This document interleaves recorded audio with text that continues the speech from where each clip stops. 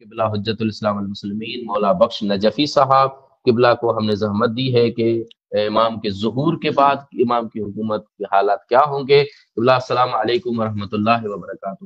بہت شکریہ آپ تشریف لائے۔ آج کا موضوع جیسے کہ آپ مومنین کو بھی ہم بتا چکے ہیں کہ امام کا ظہور کب ہوگا، کیسے ہوگا، اگر ظہور ہو گیا تو ظہور کے بعد امام کے کیا حالات ہوں گے، امام کیسے حکومت قائم کریں گے اور کیا طرز عمل ہوگا۔ بسم اللہ الرحمن الرحیم اللهم صل علی محمد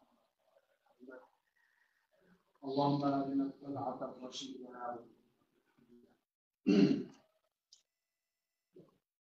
سب سے پہلے تو میں شکریہ ادا کرتا ہوں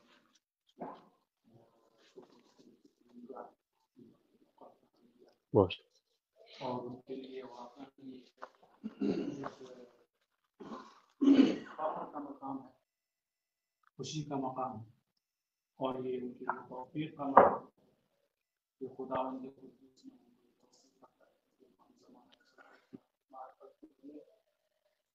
یہ ایک عظیم پروگرام منعقد کیا۔ جیسا کہ آپ نے اشارہ کیا ہے موضوع کی طرف، اور کافی اس پر گفتگو ہو رہی ہے، مختلف انداز میں بیان کریں گے۔ مولا کا مختصر تعارف بھی بیان ہو گیا ہوگا، اور غربت کے اسباب وغیرہ مولا کے کیسے ہدایت کرنے مومنین پر بھی ہے۔ کیفیت ظہور کہ مولا ظہور فرمائیں گے، کیا کیفیت ہوگی، کس انداز سے مولا جو ہے ظاہر ہوں گے۔ یہاں پہ میں ایک نقطہ اگر سے میرے موضوع سے شاید نہ ہو لیکن جو بات چلی ہے، یہاں پر جب ہم کہتے ہیں کہ امام غیب ہیں، ایک نقطہ شاید اذہان عالیہ ہمیں مومنین کے نہ ہو، وہ یہ ہے کہ غیبت جو ہے دو قسم کی ہو سکتی ہے۔ ایک یہ ہم کہہ سکتے ہیں جس کو اردو میں آسان لفظوں میں بیان کروں کہ ایک دفعہ شخص غائب ہوتا ہے، ایک دفعہ اس کی شخصیت غائب ہوتی ہے۔ شخص غائب ہو جائے یعنی وہ ظاہری ان کا جو جسم ہے ان کو ہم دیکھ سکتے ہیں، اور شخصیت غائب ہو جائے یعنی اگرچہ انسان ظاہراً سامنے بیٹھا ہو لیکن ان کے عہدے کی شخصیت کی معلومات ہمیں نہ ہو۔ اور ایسا بہت دفعہ ہو چکا ہے، تقریباً ہر انسان کے ساتھ یہ ہوتا ہے، کسی آفیسر کے سامنے، کسی عالم کے سامنے، کسی مومن کے سامنے، کسی رشتہ دار کے سامنے بیٹھے ہوتے ہیں، لیکن بسا اوقات ان کی شخصیت کا ان کے عہدے کا پتہ نہیں ہوتا ہے کہ یہ کس عہدے پر فائز ہیں۔ بعض ہے کہ جو شخص میرے سامنے بیٹھا ہے وہی عالم ہے جو مجلس پڑھنے آئے، وہی وہ آفیسر ہے جو سنت میں آئے، اور اس طرح کے بہت اتفاق کرتے ہیں۔ امام جب ظہور فرمائیں گے، علماء یہ فرماتے ہیں کہ جب امام ظہور فرمائیں گے امام کے طرف یہ کیفیت ہو، جو بھی انسان مولا کی زیارت جس کو بھی نصیب ہوگی وہ فجأتاً اچانک بس یہی جملہ کہے گا کہ یہ ہمارے امام نہیں، ان کو تو ہم نے فلاں جگہ پہ دیکھا ہے۔ مثلا کربلا کی زیارت جب گئے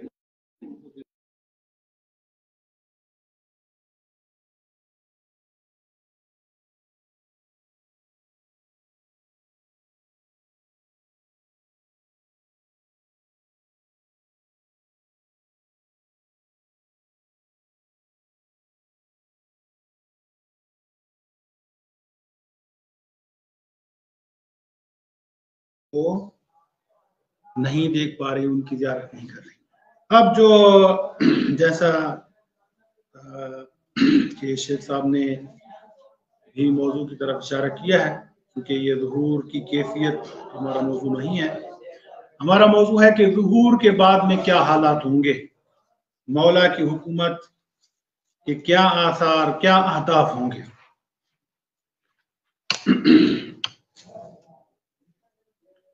تو اس کے لیے میں چند نکات عرض کروں گا، اور بہت ہی مختصر، کیونکہ وقت مختصر ہی ہوتا ہے، تو میں کوشش کروں گا کہ بہت ہی مختصر وقت میں میں چند نکات اور بالکل اشارے کی حد تک محدود رہوں گا، زیادہ تفصیل بیان نہیں کروں گا۔ کہ مولا امام زمان علیہ السلام کا جب ظہور ہو جائے گا، سب سے پہلے جو ظہور کی کیفیت بیان کی گئی ہے کہ مولا امام زمان علیہ السلام آئیں گے، تو علامات کیا ہیں۔ پھر مولا آئیں گے، کعبۃ اللہ کے پاس کھڑے ہو کے اعلان کریں گے، اور وہ آیت پڑھیں گے کہ جاء الحق وزهق الباطل، کہ حق آ چکا ہے، اور یہ ایسی آواز ہوگی کہ ہر انسان سن سکے گا، اور جس کے دل میں محبت امام ہوگی، اور جو یہ چاہے گا کہ امام کے سامنے جا پہنچے، امام کی آواز پر لبیک کہے، جیسے ہی وہ ارادہ کرے گا، روایات یہی کہتی ہیں کہ اس کے ارادے کرنے کی دیر ہوگی، وہ اپنے امام کی خدمت میں حاضر ہو چکا ہوگا۔ اب یہ کیفیت ہے۔ اب جب ظہور ہو جائے گا تو پہلے مکہ سے شروعات ہوگی، پھر امام زمان علیہ السلام مدینہ آئیں گے۔ اب اس میں بہت سارے حالات ہیں، ان کی طرف ہم نہیں جائیں گے۔ مکہ میں ظہور ہوگا، کعبۃ اللہ، خانہ کعبۃ اللہ کے پاس، پھر وہاں سے مولا آئیں گے مدینہ منورہ، پھر وہاں سے مولا آئیں گے کربلا، پھر وہاں سے امام زمان علیہ السلام کی حکومت کی شروعات ہوگی۔ اور جیسا کہ میں نے عرض کیا کہ اس جو سفر ہے، اس میں بہت ساری تفاصیل ہیں جن کو ہم یہاں پر ذکر نہیں کر سکتے۔ مختصراً اشارہ یہ کروں گا، یہاں پر یہ ایک روایت ہے ہمارے پانچویں امام محمد باقر علیہ السلام سے، کہ امام محمد باقر علیہ السلام تھوڑی سی تفصیل بیان کرتے ہیں کہ جب امام زمان علیہ السلام آئیں گے تو کس شان و شوقت سے آئیں گے، اور یہ سفر کیسے کریں گے۔ تو امام زمان علیہ السلام کے بارے میں امام محمد باقر علیہ السلام فرماتے ہیں کہ وَيَنزِلُ عَلَى سَرِيرِ النَّبِيِّ سُلَيْمَانَ، کہ وہ جو سلیمان نبی کا تخت تھا، کہ جس تخت پر حضرت سلیمان سفر کیا کرتے تھے، امام محمد باقر علیہ السلام فرماتے ہیں کہ ہمارا بیٹا، ہمارا وہ نائب، اللہ کا وہ خلیفہ جب آئے گا تو سلیمان نبی کے تخت پر سوار ہو کر سفر کرے گا، مکہ سے مدینہ، مدینہ سے کربلا، کربلا سے کوفہ۔ پھر مولا پھر فرماتے ہیں وَبِيَمِينِهِ عَصَا موسیٰ، اور میرے بیٹے یعنی حضرت امام مہدی علیہ السلام کے دائیں ہاتھ میں حضرت موسیٰ کا وہ عصا ہوگا کہ جو حضرت موسیٰ کے معجزات دکھایا کرتے تھے، جس عصا کے ذریعے تھے حضرت موسیٰ، وہ عصا موسیٰ امام مہدی علیہ السلام کے ہاتھ میں ہوگا۔ وَجَلِيسُهُ الرُّوحُ الْأَمِينُ، اور تخت پر ان کے ساتھ روح الامین حضرت جبرائیل ساتھ ہوں گے۔ ایک چیز اور آگے فرماتے ہیں وہ عیسی ابن مریم، اور حضرت عیسیٰ بھی ان کے ساتھ ہوں گے۔ اور فرماتے ہیں متشحن ببرد النبی صلی اللہ علیہ وآلہ وسلم، اور نبی کریم صلی اللہ علیہ وآلہ وسلم کی وہ پاک چادر جو ہے وہ اوڑے ہوئے ہوں گے۔ متقلدا بذل فقار، اور اپنے دادا علی علیہ السلام کی وہ تلوار جو ذوالفقار ہے وہ بھی امام کے ہاتھ میں ہوگی۔ اور پھر آگے کہتے ہیں، آگے مولا فرماتے ہیں وہ وجہہ کدائرۃ القمر، اور میرے بیٹے امام مہدی علیہ السلام کا چہرہ چودویں کے چاند کی طرح چمکتا رہے گا۔ اور آگے روایت کے جملے مختصر کروں، اور فرماتے ہیں علی رأسہ تاج من نور، پانچویں امام فرماتے ہیں جب مہدی ظہور فرمائیں گے تو ان کے سر پر ایک نور کا تاج ہوگا۔ اب یہ کیفیت ہوگی، امام علیہ السلام حضرت سلیمان کے تخت پر سوار ہیں، حضرت موسیٰ کا عصا ان کے ہاتھ میں ہے، ذوالفقار ان کے ہاتھ میں ہے، حضرت جبرائیل ان کے ساتھ میں ہے، حضرت عیسیٰ علیہ السلام ان کے ساتھ میں ہیں۔ مکہ سے مدینہ، مدینہ سے کربلا، کربلا سے پھر کوفہ جب پہنچیں گے تو یہاں پر پھر امام جعفر صادق علیہ السلام کی روایت ہے کہ انی ارى نزول القائم फी मस्जिद सहला बिअहलिही व अयालिही। अब यहाँ पर इमाम जाफर सादिक अलैहिस्सलाम फरमाते हैं कि मैं जैसे गोया कि मैं देख रहा हूँ, छठे इमाम फरमा रहे, गोया कि मैं अपनी इल्म की आंखों से, इल्म इमामत से देख रहा हूँ कि इमाम महदी मस्जिद सहला में अपने अहल वयाल के साथ नाजिल हो रहे हैं। कहाँ से नाजिल हो रहे हैं? मैंने अभी अर्ज किया कि वो हजरत सुलेमान के तख्त पर सवार हैं, और इसीलिए हमारा मौजूद है उसकी तरफ आते हैं कि इमाम ज़मान अलैहिस्सलाम जब आएंगे तो मौला अली अलैहिस्सलाम का ये फरमान है जो मैंने पहले पढ़ा, उसमें तफसील बयान की गई है, मैंने मुख्तसर अर्ज किया कि टाइम मुख्तसर सा है। तो मौला ने फरमाया वो आएंगे, उनका दारुल खिलाफा, उनकी शियत का मरकज, उनकी हुकूमत का महवर व मरकज कूफा होगा और उनका घर मस्जिद साला होगा। अब आइए हमारे मौजू पर कि जब आएंगे दूर हो जाएगा, हुकूमत हो जाएगी, तो उनकी हुकूमत का आलम क्या होगा। अब इमाम फरमाते हैं उनकी हुकूमत कोई किसी इलाके की साथ खास नहीं होगी, किसी मुल्क के साथ खास नहीं होगी, क्योंकि जैसे हमने देखा है कि बनी इसराइल के जितने अंबिया आए हैं वो एक वक्त में कई अंबिया हुआ करते थे, उनकी जो नबूवत थी वो एक इलाके के साथ, एक मुल्क के साथ, एक वतन के साथ मखसूस हुआ करती थी। लेकिन चूंकि अल्लाह तबारक व तआला ने अपने हबीब मोहम्मद मुस्तफ़ा सल्लल्लाहु अलैहि वसल्लम को रहमतुल लिल आलमीन बना के भेजा, पूरी आलमीन, यहाँ इस दुनिया में रहने वालों के लिए, आसमान वालों के लिए, सबके लिए रहमत थे। इसी तरह जब उनके नायब, उनके खलीफा, उनके वसी इमाम महदी अलैहिस्सलाम आएंगे तो उनकी हुकूमत भी ऐसे ही होगी, आलमी हुकूमत होगी उनकी। वो भी गोया के रहमतुल लिल आलमीन के नायब होकर रहमतुल लिल आलमीन ही बनेंगे, सबके लिए रहमत होंगे, यानी उनकी हुकूमत आलमी होगी, किसी खास इलाके के साथ मखसूस नहीं होगी, यानी पूरी दुनिया पर इमाम महदी अलैहिस्सलाम की हुकूमत होगी।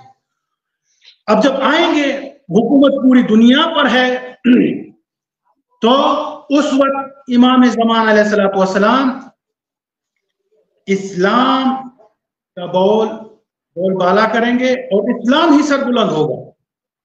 तमाम मज़ाहिब जो है वो खत्म हो चुके होंगे। मैंने अर्ज किया कि ज़ुहूर की कैफियत के बारे में रिवायात हैं कि 8 महीने इमाम ज़मान अलैहिस्सलाम अपने आवान अंसार के साथ मिलकर कुफार के साथ, मुनाफिकीन के साथ, और जितने भी फिरके हैं उनके साथ, और जितने भी मुनाफिकीन मुनकिरीन हैं सबके साथ जंग करके 8 महीने मुसलसल, रिवायत ये कहती है 8 महीने मुसलसल जंग रहेगी। अब हमारा वो मौजू नहीं है, हमारा ये मौजू है कि जब इमाम अलैहिस्सलाम को हुकूमत हासिल हो गई, चूंकि खुदावंद कुद्दूस की तरफ से वो मुअय्यन इमाम है, लेकिन ज़ाहिरी हुकूमत भी जब उनके हाथ में आ गई तो ये हुकूमत आलमी होगी, पूरी दुनिया पर इमाम ज़मान अलैहिस्सलाम की हुकूमत होगी। उस वक्त कोई फिरका, कोई मजहब बाकी नहीं रहेगा, सब मुसलमान होंगे और सब विलायत अहले बैत पर मुत्तफिक होंगे, और आसान लफ्जों में कहूं कि सब अली वलील्लाह पढ़ने वाले ही रहेंगे और सब मौला के हुकूमत के दायरे में रहेंगे। और उस वक्त तमाम जितने मुसलमान, जितने मोमिनीन होंगे, उनका इल्म, उनका तक़वा, उनकी परहेज, उनका ईमान आला दर्जे पर होगा, आला, बिल्कुल आला दर्जे पर होगा। और मौला की हुकूमत जो होगी, एक तो नुक्ता ये हो गया कि मौला की हुकूमत आलमी हुकूमत होगी पूरी दुनिया पर। दूसरा नुक्ता जिसकी तरफ मैं इशारा करना चाहता हूँ वो ये है कि जब मौला आएंगे तो उनका दस्तूर क्या होगा, उनकी हुकूमत का क्या दस्तूर होगा, क्या उनका नस्बुल ऐन होगा, किस चीज को वो सपोर्ट करेंगे, किस चीज को वो आगे बढ़ाएंगे, किस चीज पर अमल करेंगे।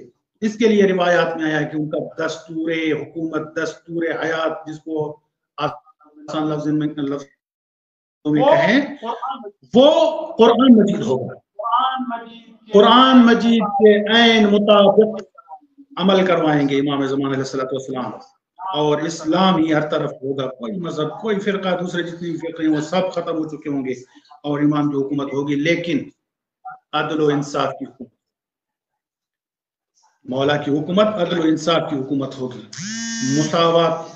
अब हमारे यहाँ पर एक लफ्ज आता है कि بعض برادران مساوات کو پروموٹ کرتے ہیں، بعض شیعان اہل بیت جو ہیں وہ عدل کہتے ہیں. تو یہاں پر ضروری ہے کہ ہم سمجھیں کہ مساوات اور عدل کیا ہے. ہماری کتابوں میں سلیبس میں جو پڑھایا جاتا ہے کہ مساوات، عدل کی طرف اشارہ نہیں کیا جاتا. مساوات ہوتا ہے برابری. برابری کا معنی یہ ہے کہ میں نماز پڑھوں نہ پڑھوں برابر، جو عالم ہے وہ جاہل ہے وہ برابر، جو ظالم ہے مظلوم ہے برابر.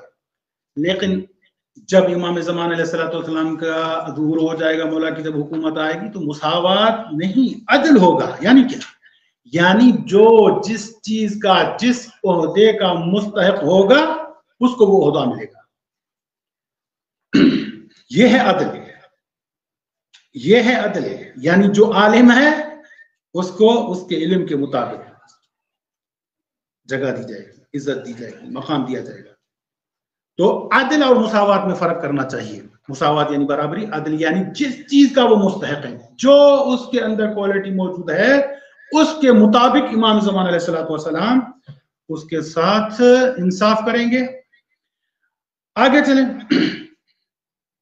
چوتھا نقطہ جو ہے میں پہلے عرض کر چکا ہوں کہ مختصر اشارے کریں گے. چوتھا نقطہ جو ہے وہ امام زمان علیہ السلام کی حکومت کا ہدف کیا ہوگا، کیا مقصد ہے، کس مقصد کے لیے یہ حکومت، عالمی حکومت امام زمان علیہ السلام کو دی جائے گی. اب روایات کا مطالعہ کیا جائے، خصوصاً امام زمان علیہ السلام کے ظہور سے چند ماہ پہلے کا اگر مطالعہ کیا جائے کہ کیا حالات بن جائیں گے. ظلم و ستم، ہر طرف ظلم و ستم ہوگا، قتل و غارت ہوگی اور گناہ بالکل عام ہوں گے. اب لوگ چاہے وہ اسلام سے تعلق نہ بھی رکھیں، لیکن جو صاحبان عقل ہوں گے، صاحبان فطرت ہوں گے، ان سب کی یہ تمنا ہوگی کہ کاش کوئی ایسا آ جائے جو ان اعمال سے ہماری جان چھڑوا دے، ہمیں انصاف ملے، ہمیں رزق ملے، ہمیں آرام ملے، سکون ملے، قلبی سکون ملے. تو ہدف امام زمان علیہ السلام کی حکومت کا ہدف اور مقصد یہ ہوگا کہ جتنا ظلم اور خوف ہے اس کو ختم کیا جائے گا. ظلم اور خوف اس طرح بھی ختم ہوگا اور عدل و انصاف کی حکومت ہوگی اور ہر انسان سکون سے امام علیہ السلام کی حکومت میں رہے گا. اور امام زمان علیہ السلام کی حکومت میں ان کے ظہور کی جو برکات ہیں اس میں سے مختصر اگر اشارہ کروں کہ زمین اپنے خزانے کھول دے گی اور آسمان اپنے خزانے کھول دیں گے. یہ برکات جو ہے، معادن، خزائن، زراعت، اتنی زیادہ مقدار میں ہوگی کہ آسان سا جملہ یہ ہے، مختصر اگر بالکل کروں، کہ زکوٰۃ دینے والا پریشان ہوگا کہ مستحق ملے کہ اس کو زکوٰۃ دوں. یعنی اتنی رزق کی فراوانی ہوگی اور اتنی آسانی ہوگی اور عدل و انصاف اور امن اور سکون اتنا ہوگا کہ روایات میں مل رہا ہے کہ شیر اور بکری ایک ہی جگہ کھڑے ہو کر پانی پیئیں گے. وہ آپس میں، شیر کو اتنی ہمت نہیں ہوگی کہ وہ بکری پر حملہ کرے. یعنی ظالم کو اتنی طاقت نہیں ہوگی کہ وہ مظلوم پر اپنا حکم چلا سکے اور اس مظلوم پر ظلم کر سکے. اب مختصر بس آخری نقطہ اس کی طرف مختصر اشارہ کروں گا، وہ یہ ہے کہ امام زمان علیہ السلام جب آئیں گے تو برکات، فیوضات، خداوند کی جتنی بھی برکات ہیں وہ ساری امام علیہ السلام کے ساتھ ساتھ ہوگی اور کوئی غریب فقیر نہیں رہے گا، سب ثروت مند ہو جائیں گے، سکون ملے گا اور انسان قلبی طور پر مطمئن ہوگا، امن کے ساتھ اپنی زندگی گزارے گا. آخری نقطہ وہ یہ ہوگا کہ جب امام کی حکومت عالمی ہوگی تو عالم میں تو بہت ساری لغات ہیں. اب جب امام آئیں گے تو ان کی لغت کیا ہوگی، ان کی لینگویج کیا ہوگی، رسمی لینگویج. جیسے ہم پاکستان میں اگر بات کریں تو حکومتی سطح پر یا رسمی سطح پر اردو ہے، یا مثلا عراق میں جو ہے رسمی سطح پر عربی ہے، دوسرے ممالک میں کہیں جو ہے وہ انگلش ہے، کہیں عبرانی ہے، کہیں کیا ہے. تو امام زمان علیہ السلام کی حکومت میں رسمی زبان روایات میں یہی ملتا ہے کہ عربی ہوگی. لیکن اس کا نتیجہ علماء نے یہ نکالا ہے کہ اس کا مقصد یہ نہیں ہے کہ امام زمان علیہ السلام जो है वो जिस तरह अहले लुगत साहिबान ज़बान अपनी ज़बान वालों को अहमियत देते हैं, बाकी को कुछ नहीं समझते, या इमाम ज़मान अलैहिस्सलाम ये नहीं करेंगे कि मसलन जो अरबी हैं उनको सहूलतें देंगे और जो गैर अरब हैं उनको छोड़ देंगे, या उन पर सख्ती करेंगे कि जरूरी है कि तुम अरबी सीखो। ये सारी चीजें नहीं है। लुगत अरबी होगी रस्मी तौर पर, इख्तियारी तौर पर। हाँ, इमाम ज़मान अलैहिस्सलाम की फयूज़ात और बरकत, उनके वजूद की बरकत की वजह से अरबी सीखना आसान होगा। हर इंसान अगर बोलना चाहे, तमन्ना करे तो वो बोल सकता है, लेकिन उन पर सख्ती नहीं होगी। वो अपनी जबानों में बात कर सकेंगे, लेकिन चूंकि हमारा अकीदा है और रिवायात में भी है कि वक्त का इमाम हर जबान जानता है, तो इमाम हर जबान में उनसे गुफ्तगू भी करेंगे, उनके मसाइल भी हल करेंगे, उनके जवाब भी देंगे। तो बस इसी दुआ के साथ कि अल्लाह तबारक व तआला हम सबको, तमाम मोमिनीन को, सुख नसीब की टीम को, जितने मोमिनीन के साथ हैं उन सबको इस हुकूमत